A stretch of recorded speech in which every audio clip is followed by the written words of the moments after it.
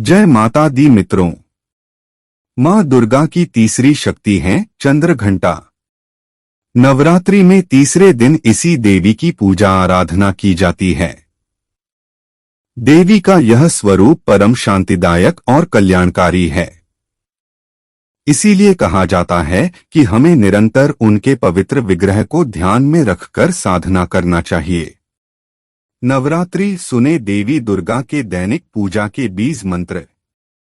उनका ध्यान हमारे इहलोक और परलोक दोनों के लिए कल्याणकारी और सद्गति देने वाला है। इस देवी के मस्तक पर घंटे के आकार का आधा चंद्र है। इसीलिए इस देवी को चंद्र घंटा कहा गया है। इनके शरीर का रंग सोने के समान बहुत चमकीला है। इस देवी के 10 हाथ हैं। वे खड्ग और अन्य अस्त्र शस्त्र से विभूषित हैं। सिंह पर सवार इस देवी की मुद्रा युद्ध के लिए उद्धत रहने की है। इसके घंटे सी भयानक ध्वनि से अत्याचारी दानव दैत्य और राक्षस कांपते रहते हैं। चैत्र नवरात्रि के यह 10 मंत्र करेंगे आपके हर संकट का नाश। नवरात्रि में तीसरे दिन इसी देवी की पूजा का महत्व है। इस देवी की कृपा से साधक को अलौकिक वस्तुओं के दर्शन होते हैं, दिव्य सुगंधियों का अनुभव होता है और कई तरह की ध्वनियां सुनाई देने लगती हैं। इन क्षणों में साधक को बहुत सावधान रहना चाहिए। इस देवी की आराधना से साधक में वीरता और निर्भयता के साथ ही सौम्यता और विनम्रता का विकास होता है। इसलिए हमें चाहिए कि मन, वचन और कर्म के साथ ही काया को विहित विधि विधान के अनुसार परिशुद्ध पवित्र करके चंद्र घंटा के शरणागत होकर उनकी उपासना आराधना करना चाहिए। इससे सारे कष्टों से मुक्त होकर सहज ही परम पद के अधिकारी बन सकते हैं। यह देवी कल्याणकारी है। चैत्र नवरात्रि के तीसरे दिन दुर्गा मां के चंद्र घंटा रूप की पूजा की जाती है। 9 दिनों तक चलने वाली नवरात्रि के दौरान मां के 9 रूपों की पूजा की जाती है। मां चंद्रघंटा राक्षसों का वध करने के लिए जानी जाती हैं। मान्यता है कि वह अपने भक्तों के दुखों को दूर करती हैं, इसलिए उनके हाथों में धनुष, त्रिशूल, तलवार और गदा होता है। देवी चंद्रघंटा के सिर पर घंटे के आकार का अर्धचंद्र नजर आता है। इसी वजह से श्रद्धालु उन्हें चंद्र घंटा कहकर बुलाते हैं। जानिए नवरात्रि के तीसरे दिन की पूजा विधि, व्रत कथा, आरती, मंत्र, मुहूर्त।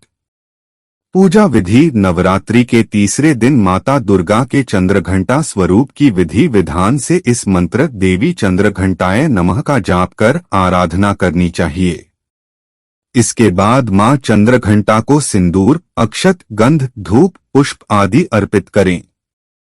आप देवी मां को चमेली का पुष्प अथवा कोई भी लाल फूल अर्पित कर सकते हैं।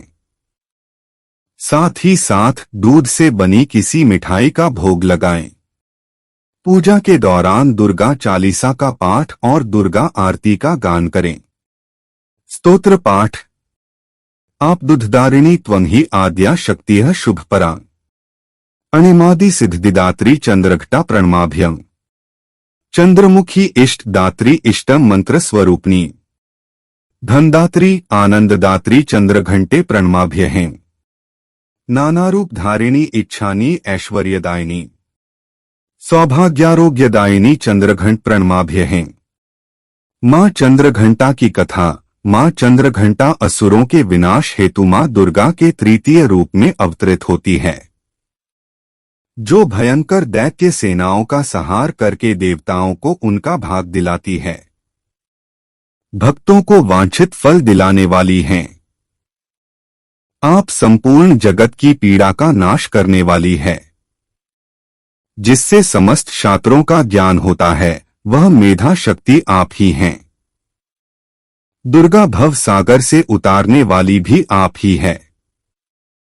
आपका मुख मंद मुस्कान से सुशोभित, निर्मल, पूर्ण चंद्रमा के बिंब का अनुकरण करने वाला और उत्तम सुवर्ण की मनोहर कांति से कमनीय है, तो भी उसे देखकर महिषासुर को क्रोध हुआ और सहसा उसने उस पर प्रहार कर दिया। यह बड़े आश्चर्य की बात है कि जब देवी का वही मुख क्रोध से युक्त होने पर उदयकाल के चंद्रमा की भांति लाल और तनी हुई भौहों के कारण विकराल हो उठा, तब उसे देखकर जो महिषासुर के प्राण तुरंत निकल गए, यह उससे भी बढ़कर आश्चर्य की बात है, क्योंकि क्रोध में भरे हुए यमराज को देखकर भला कौन जीवित रह सकता है। देवी आप प्रसन्न हो। परमात्म स्वरूपा आपके प्रसन्न होने पर जगत का अभ्युदय होता है और क्रोध में भर जाने पर आप तत्काल ही कितने कुलों का सर्वनाश कर डालती हैं। यह बात अभी अनुभव में आई है, क्योंकि महिषासुर की यह विशाल सेना क्षण भर में आपके कोप से नष्ट हो गई है। कहते हैं कि देवी चंद्रघंटा ने राक्षस समूहों का संहार करने के लिए जैसे ही धनुष की टंकार को धरा व गगन में गुजा दिया, वैसे ही मां के वाहन सिंह ने भी दहाड़ना आरंभ कर दिया और माता फिर घंटे के शब्द से उस ध्वनि को और बढ़ा दिया, जिससे धनुष की टंकार, सिंह की दहाड़ और घंटे की ध्वनि से संपूर्ण दिशाएं गूंज उठी। उस भयंकर शब्द व अपने प्रताप से वह दैत्य समूहों का संहार कर विजय हुई।